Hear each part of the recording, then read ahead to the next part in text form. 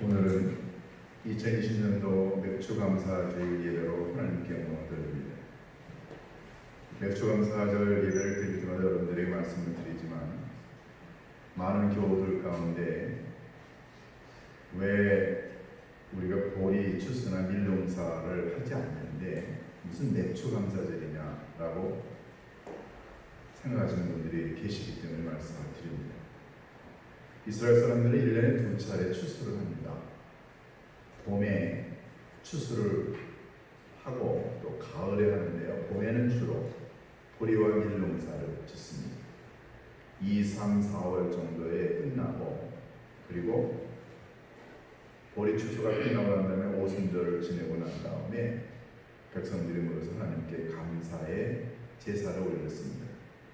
그래서 주로 보리와 밀농사 후에 하나님께 드리는 감사의 제사라 해서 맥주감사제라고 불렀습니다. 시기절은 보통 이맘때 드립니다. 우리나라는 전통적으로 7월 첫째 주일에 이 맥주감사절 예배를 드립니다. 1년의 전반기에 농사를 짓지 않는 우리들에게는 이 맥주감사절은 어떤 의미가 있을까요? 단순히 추수를 하고 난 다음에 하나님께 드리는 추수감사절이기 이전에 한 해의 전반기를 보내고 난 다음에 한 해의 후반기를 맞이하면서 하나님의 전반기에 어떻게 우리를 도와주셨는가를 믿음의 눈으로 되돌아보는 건 의미가 있다고 생각합니다. 여러분 이런 생각 한번 해보셨어요? 세상에서 가장 건강한 사람은 누굴까요? 세상에서 가장 건강한 사람은 육체가 건강한 사람이 아니고 영혼과 마음이 건강한 사람이 제일 건강한 사람 아닐까요? 몸은 건강한데 육체가 건강하지 않은 사람들이 많습니다. 육체는 건강하지만 영혼과 마음이 피폐해진 사람들이 얼마나 많나요?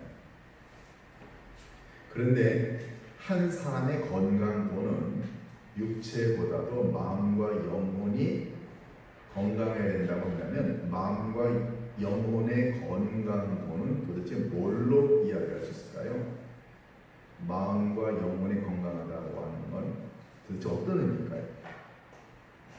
저는 인간이 이 땅에서 추구하는 행복한 삶의 가장 중요한 기본은 그것은 감사라고 생각합니다. 감사하는 마음이 있는 사람은 건강한 사람입니다. 이 건강한 마음을 갖고 있는 사람은 마음과 영혼의 건강을 통해서 육체의 건강도 가지고 옵니다. 그런데 만약에 이 마음이 건강하지 않은 사람, 이 마음속에 감사하는 마음이 없는 사람은 영혼과 마음의 불편을 느끼게 되면 그때부터 이제 질병이 찾아옵니다. 여러분 가운데 이런 이웃이나 친구분들이 있을 거예요. 말만 하면 불평불만하는 사람이 있습니다. 말만 하면은 비난하고 불평불만하고 신세타령하고 저주하고 비꼬고. 여러분 이런 사람들 얼굴을 보셨어요? 사람이요 이 마음속 깊은 곳에 불평불만이 비판이 있으면 그걸 말로 표현하게 되면 얼굴 모양이 달라진다고 합니다. 그러니까 더 간단하게 얘기해서 사람의 마음이 좋을 때, 행복할 때 나타나는 얼굴 표정의 근육과 마음이 불편하고 그리고 막 이렇게 뭐라 그럴까요? 울분이 있고 분노가 있고 화가 있을 때 나타나는 얼굴의 근육이 다르다. 보통요 이렇게 불평불만하고 마음이 불안한 사람들의 얼굴 표정이 아주 어둡죠. 그리고 뭔가가 굳어져 있고 딱딱하고 그리고 어울리지 않습니다. 그런데 이 마음이 기쁘고 행복하고 좋은 사람 얼굴 표정은 아주 환해요. 여러분 어떻게 누구 옆에 있겠어요? 세상에 있는 온갖 고통을 혼자 다 짊어지고 가는 것처럼 얼굴이 그렇게 그냥 어둡고 한 사람들 보면 다 마음이 불편한 사람들이에요. 여러분, 이런 사람하고 같이 밥 먹으면 최악입니다. 이런 사람하고 같이 10분만 얘기하면 괜히 내 안에서 화가 치밀어 올라요. 그런데 반대로 행복하고 기쁘고 감사하는 이런 건강한 영혼을 갖고 있는 사람하고 이야기하게 되면 괜히 밥맛도 좋습니다. 말하고 싶고요. 더 그 사람하고 같이 앉아있고 싶고. 여러분도 아마 이런 거 많이 느끼실 거예요. 다행히 요즘에는 그걸 가릴 수 있는 이 마스크가 있었대요. 여러분, 사람이 이 땅에 살면서 건강을 다 추구하는데 이 건강의 가장 밑바닥은 감사하는 겁니다. 아내가 남편에게 항상 고마워해요. 여보, 당신 때문에 내가 행복해. 당신이 있어서 내가 너무너무 든든하다. 아내가 이런 말을 하게 되면 아내의 얼굴과 마음과 영혼이 밝을 뿐만 아니라 그걸 듣는 남편도 기분이 좋습니다. 그런데 아내가 늘 불평, 불만, 만약 그런 얼굴을 가지고 있으면 본인도 힘들고 그걸 바라보는 남편도 힘듭니다. 내가 만약에 마음이 기쁘고 감격해하고 그래서 내 영혼이 건강하면 나는 말할 것도 없고 내 주변에 있는 모든 사람들을 다 내가 건강하게 만들 수 있습니다. 여러분과 제 삶은 어떤가요? 2020년도 우리가 정말 한 번도 이게 경험해보지 않았던 이런 시대를 저희들이 지금 지나가고 있습니다. 어제 통계로 보니까 우리나라의 확진자가 13,000명이고요. 사망자가 283명이라고. 우리나라는 전 세계에서 사망자 순위로 치면은 뭐 63위인가 그래요. 그런데 전 세계적으로 지금 코로나 확진자에 걸린 사람이 1,053만 명이라고. 1,000만 명이 넘었어요. 사망자가 58만 명. 미국은 하루에도 지금 6만 명 가까운 사람이 확진자가 되고 하루에도 약 1,000여 명 가까이가 죽어나가고 있습니다. 미국의 사망자의 60%는 요양원에서 나옵니다. 얼마나 두려운가요? 이게 꺾이지 않고 지금 뭐 3월, 4월 달부터 더 심해지고 있어요. 2020년도 전반기를 보내고 후반기를 보내는 우리의 마음이요, 사실은 조금 두렵지 않나요? 불안함 확실히 있습니다. 그런데 오늘 우리가 읽은 이 부분은 감사하라. 아니 도대체 하나님 뭘 감사하라는 겁니까? 감사거리가 있어야죠. 감사할 조건이 있어야지 감사하는 것 아닌가요? 많은 사람들이 감사하세요 하면은 아니 뭐 내 삶이 이런데 뭘 감사하라는 거야? 사람들이 그렇게 얘기합니다.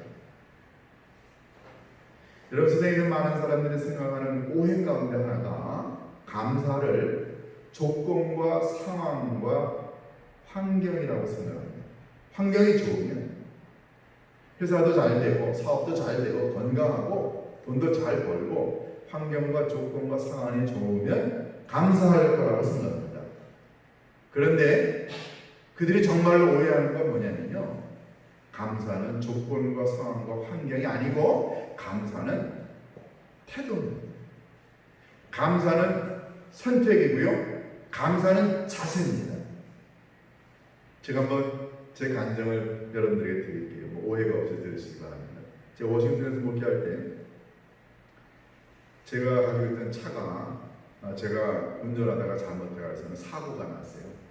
고속도로에서 눈이 많이 왔는데 그 고속도로 진입로로 제가 들어가다가 눈 쌓인 걸 못 보고 들어가다가 그 왼쪽 고속도로로 지나가는 유조선 차 있죠, 긴 그 탱크로리, 그 차에 제가 부딪혀가지고 제 차가 그냥 완전히 다 이제 폐차가 됐습니다.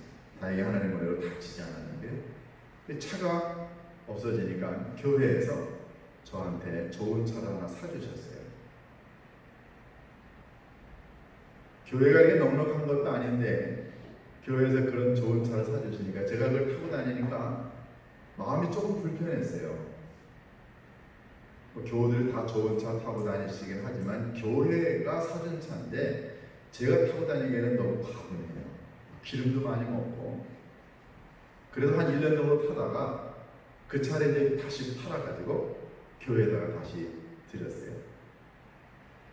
근데 그 좋은 차를 타고 다닐 때는 굉장히 마음이 불편했고 그리고 늘 가시방석이었고 안 좋았는데 근데 그 차를 팔고 나니까 장로님 한 분이 목사님 그래도 차가 한 대 있어야죠. 제 아내가 타고 다니는 차는 있지만 뭐 제가 신방할 때 타고 다니는 차가 없으니까 불편하네요. 목사님 우리 아들이 타고 다니는 차인데요. 그냥 뭐 오래된 차지만 임시로 좀 타고 다니세요. 그래서 그 차를 가지고 오셨는데 볼보 240D라고 하는 차예요. 하얀색 차인데 근데 몇 킬로 떼냐면요 우리나라 킬로로 75만 킬로를 끌었어요. 32년 된 차예요. 앞에 후드를 이렇게 딱 여니까 그냥 밑이 다 보여요. 요즘 차는 뭐 손이 안 들어갈 정도로 굉장히 많은 것들이 있지만 옛날 차는 헝했어요. 그때가 1995년인가 6년이었으니까 제가 그 차를 받은 때가 32년 됐다고 하니까는 60년대에 나온 차예요. 장로님이 갖고 오시기 전에 아들한테 얘기를 하고 대충 도색도 하고 좀 고쳐 갖고 오셨어요. 제가 그 차를 받아가지고 조금 더 돈을 들여서 고쳐가지고 타고 다니는데요. 근데 놀라운 일이 벌어졌습니다. 교회에서 사준 좋은 차를 타고 다닐 때는 제가 불편했었잖아요. 그런데 이 정말 세상 말로 똥차를 타고 다니는데 얼마나 마음이 편안한지 얼마나 감사한지 몰라요. 와 이런 차라도 있으니 너무너무 감사하다. 근데 제가 왜 그 차를 더 좋아한 이유 가운데 하나가 뭐냐면요. 우리나라에도 그 차 SUV가 나오고요. 볼로에서 S60인가 뭔가 그 차는요 전 세계에서 여태까지 그 차를 타고 죽은 사망자가 한 명도 없는 차예요. 볼보가 그 차를 선전할 때 어떻게 차를 선전하냐면 그 차 위에 차 10대를 차곡차곡 쌓았는데도 맨 밑에 있는 차가 찌그러지지 않아요. 그래서 전 세계 여자분들이 제일 잘 타고 다니는 안전한 차 볼보 240이었어요. 바디를 말짱하니까 뭐 썩었는데 그걸 다 도색을 해갖고 갖고 왔어요. 제가 타고 다니면서도 야 하나님 고맙습니다. 감사합니다. 이런 차라도 있으니 감사하고요. 그리고 누가 받아도 이게 별로 고장이 사람 안 다칠 것 같으니까 감사하고 상황과 환경과 조건은 안 좋습니다. 그거 몇십만 원도 안 되는 차예요. 그런데 태도, 자세 하나님 이런 거라도 있으니 감사합니다. 그렇게 마음을 먹으니까 제가 기쁘더라고요. 그때 제가 깨달은 게 뭐냐면 감사는 조건과 상황이 아니고 선택과 자세와 태도라는 거예요. 2020년도를 생각하면요, 전반기를 생각하면 끔찍해요. 저도 세상에 이렇게 힘들고 어려운 때는 처음입니다. 여러분보다 목사는요, 이 위기를 더 느껴요. 왜냐하면 지금 한국교회가 굉장히 힘든 때를 보내고 있고 우리 교회도 예외가 아닙니다. 헌금줄죠, 교인들줄죠, 신앙생활 교인들이 다 나태해지는 것 같죠. 세계선교, 전도, 구제 아무것도 못하고 있어요. 이러니 한국교회가 이런 상태로 가게 되면 유럽교회처럼 이제 내리막길로 가서 아마 한국교회가 어려움에 처하게 되니 이런 현실을 맞닥뜨린 담임 목사의 입장에서는 얼마나 제가 마음이 안 좋은지 몰라요. 그런데 이런 2020년도 전반기를 보내면서도 저는 하나님께 감사할 조건이 많이 있다고 믿습니다. 저만 그럴까요? 오늘 그걸 여러분과 이 본문을 통해서 깨닫고 싶습니다. 자, 먼저 23절을 보세요. 23절에 보면, 우리를 비천한 가운데서 또 기억해 주신 이에게 감사하라. 왜냐하면 그 인자하심이 영원하미로다. 첫 번째, 우리를 비천한 가운데서도 기억해 주셨다라는 것입니다. 여러분, 이 비천하다라고 하는 말, 히브리어로 샤펠이라고 하는 말이에요. 샤펠. 이 히브리 사람들이 샤펠이라고 하는 말을 사용할 때 이 비천하다라는 말의 본래 의미는 뭐냐면요, 가장 낮은 조건이라는 뜻이에요. 가장 안 좋은 상황이라는 겁니다. 그걸 가리켜 오늘 본문은 비천하다라고 표현을 했어요. 여러분, 2020년도 전반기 코로나가 우리들이 가지고 온 이 고통과 아픔, 지금 우리 국민이, 전 세계 사람들이 지금처럼 비천하고 힘들고 어려운 때가 없습니다. 왜 그럴까요? 첫 번째, 이 코로나 바이러스가 갖고 온 이거는요, 지금 백신이 없어요. 지금 치료제가 없습니다. 람데스비르라고 하는 무슨 치료제가 있다고 하는데 이거 복용을 해도 한 30-40% 정도만 증상을 완화한다 그래요. 치료제 없습니다. 백신은 아직도 없고요. 세상에 많은 질병이 있지만 현대의학과 과학으로 인해 많은 약의 백신과 치료제가 있는데 지금 이거 없습니다. 이게 얼마나 우리에게 두려움과 공포를 갖다 주나요? 두 번째, 지금보다 더 강력한 2차 대유행이 온다는 게 일반적인 견해입니다. 가을 되면은요, 사람들이 추워지게 되면 실내로 들어올 거예요. 그러면 바깥에 있었던 사람들이 실내로 들어오면 더 이게 확산이 될 가능성이 100% 납니다. 그러니까는 가을 되면은 2차 대유행이 올 것이고, 지금 미국은요 3월달, 4월달보다도 확진자가 더 많고 사망자가 더 많아졌어요. 브라질은 말할 것도 없고 인도 말할 것도 없고요. 그러니까 2차 대유행이 온다는 게 100%입니다. 얼마나 두려운가요? 세 번째, 더 문제는 이런 신종 바이러스가, 변조된 바이러스가 앞으로도 더 올 가능성이 많다는 것입니다. 백신도 없고 치료제도 없고 대유행이 오고, 그리고 이제 신종 변조 바이러스가 또 온다고 하는 게, 이게 얼마나 우리들에게는 힘들고 어려운가. 이게 비천한 거 아닙니까? 우리의 힘으로 할 수 있는 게 아무것도 없습니다. 또 우리의 비천함, 우리의 어려움, 저는 개인적으로요, 우리 인간이 짓고 있는 이 죄의 때가, 죄의 문제가 우리를 너무너무 힘들게 만듭니다. 제가 한번 여러분에게 질문해 볼게요. 여러분, 하나님의 말씀하신 대로 사시나요? 여러분이 성경 읽고 기도하다가 하나님의 깨우침과 가르침을 주시는데 그것대로 사나요? 우리 그렇게 못 삽니다. 욕하고 욕망에 사로잡혀 있고 비판하고 그리고 판단하고 불평불만하고 남 우습게 여기고 갑질하고, 여러분 이게 인간의 기본적인 마음이에요. 저도 똑같습니다. 저라고 그런 마음 없는 거 아니에요.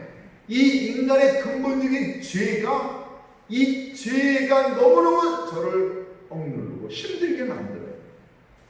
사도 바울도 그런 고백하지 않았나요? 내 안에 성령의 법이 있는데 그 성령의 법대로 하고 싶은 생각이 있는가 하면 반대로 내 안에 육신의 욕망, 육신의 법이 있어가지고 이게 나를 늘 더럽고 죄짓게 만든다. 나는 이 두 개의 갈등과 싸움 가운데 있는 죄인 중에 괴수라 얘기했습니다. 그러니까 코로나 바이러스가 갖고 있는 공포와 두려움 못지않게 인간이 갖고 있는 죄의 문제가 우리를 힘들게 만듭니다. 개나 돼지는 이런 고통 안 합니다. 그렇지만 우리는 하나님의 사람이기 때문에 이런 갈등의 죄의 문제의 심각성을 우리가 느낍니다. 세 번째, 왜 우리가 비천합니까? 세 번째는요, 우리가 죄의 문제를 우리 스스로 해결할 수 있냐고요. 여러분이 마음 먹은 대로 여러분이 기도만 한번 탁 하면, 그러면은 여러분 안에 있는 죄의 욕망, 죄의 유혹, 여러분이 벗어날 수 있습니까? 하루에도 지금 수만 명씩 죽어가는 이 코로나 바이러스의 강력한 위협에 인간이 대처할 수 있는 능력이 아직 없습니다. 이게 2020년도 전반기에 우리 인류가 맞닥뜨린 고통의 문제 아닌가요? 이게 오늘 본문은 비천함이라고 표현하고 있습니다.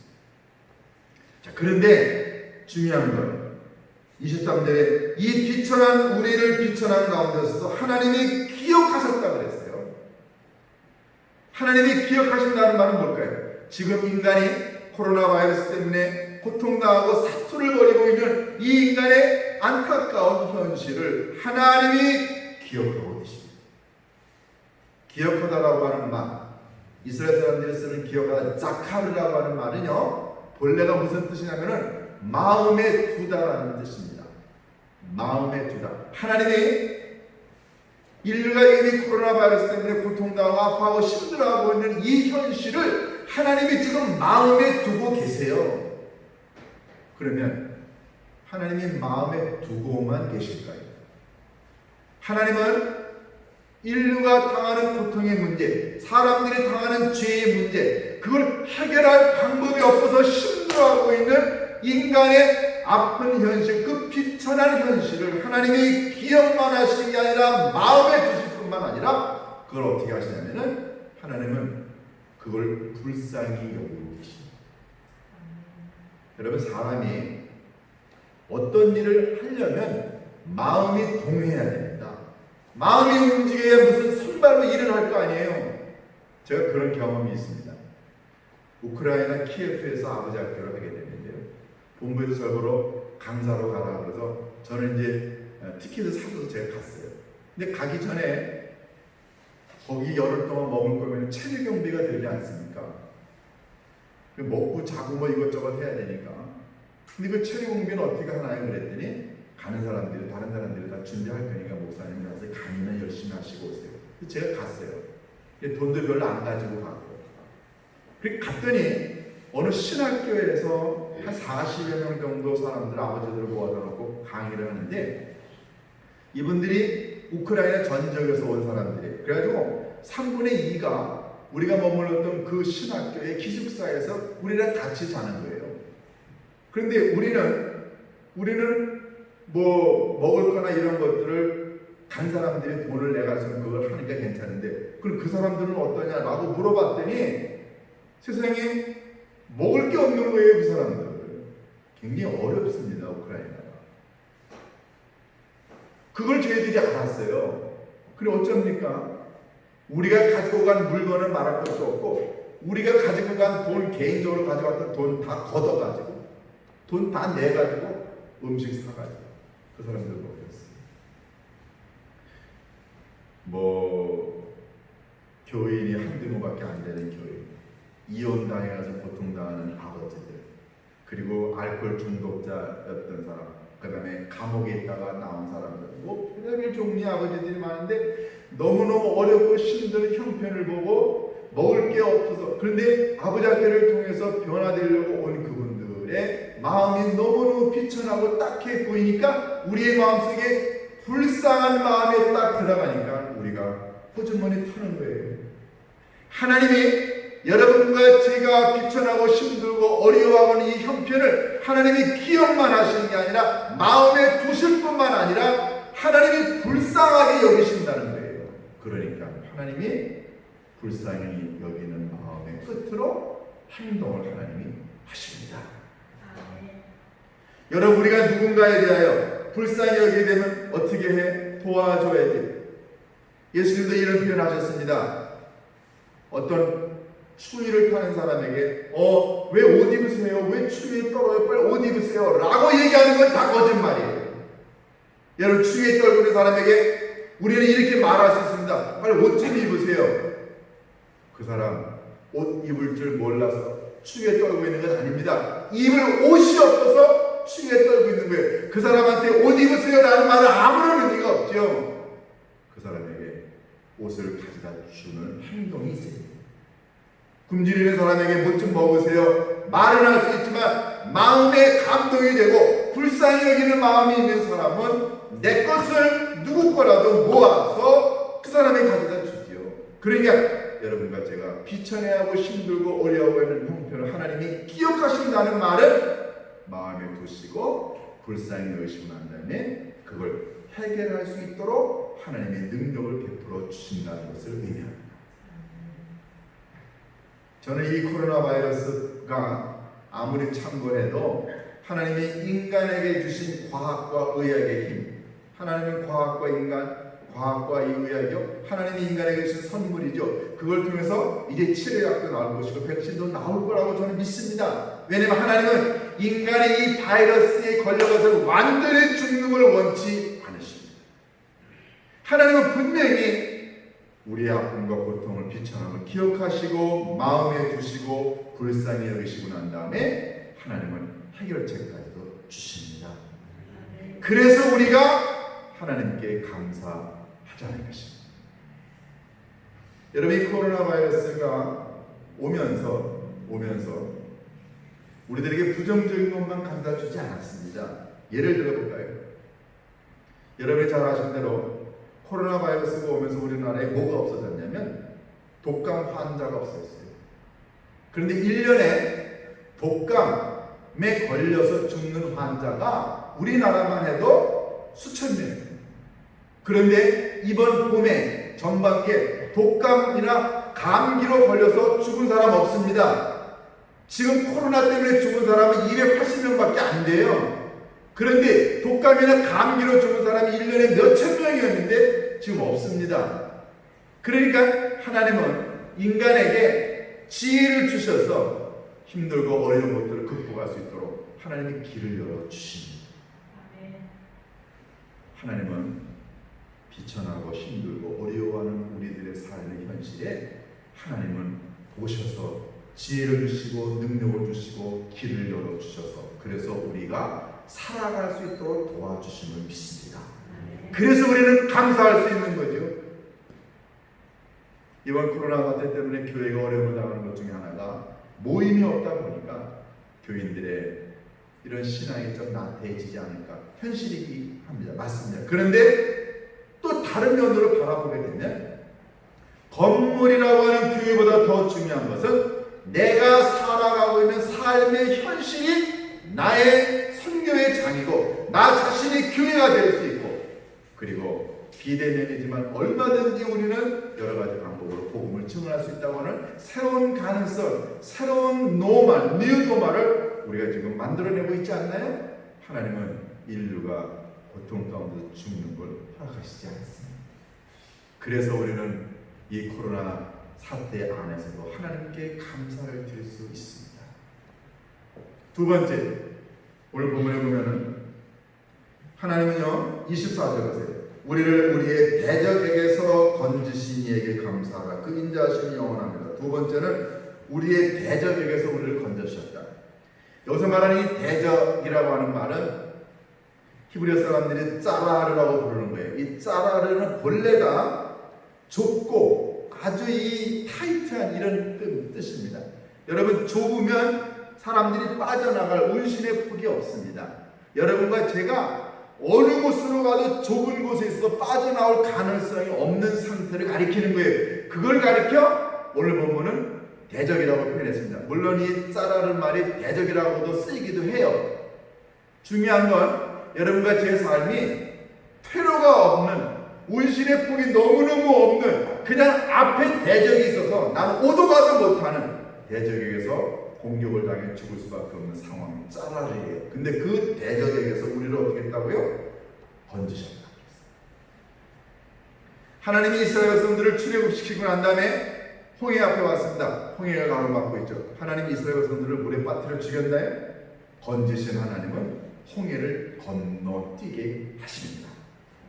하나님이 이 코로나 사태, 인간이 당하는 이 힘들고 어려운 두려움, 하나님이 이길 수 있도록 우리들을 건져 주십니다.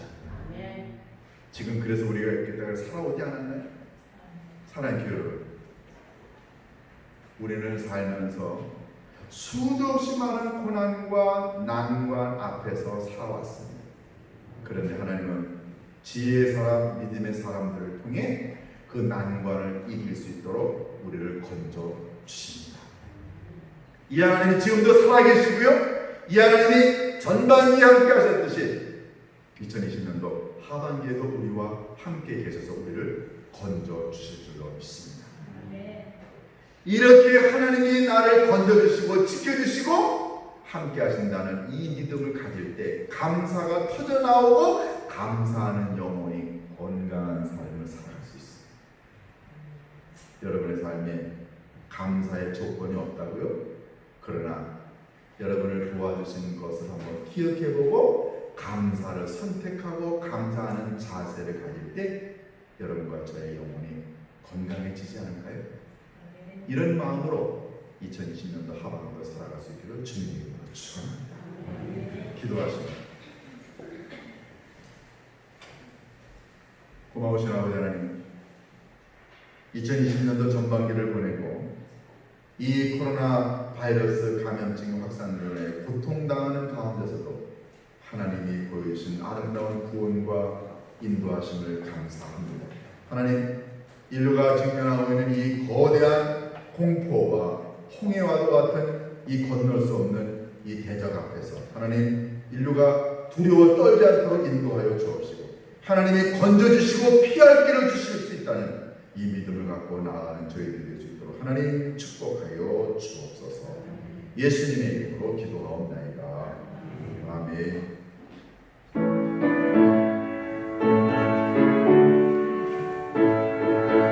431장 1절과 3절 본문입니다.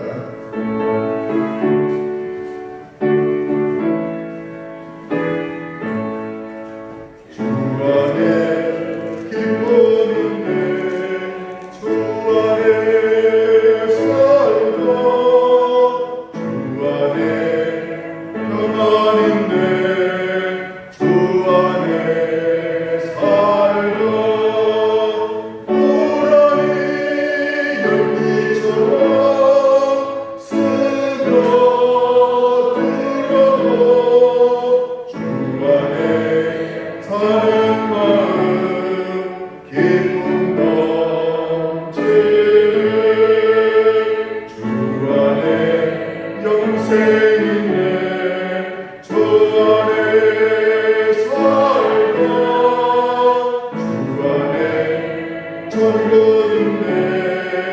주 안에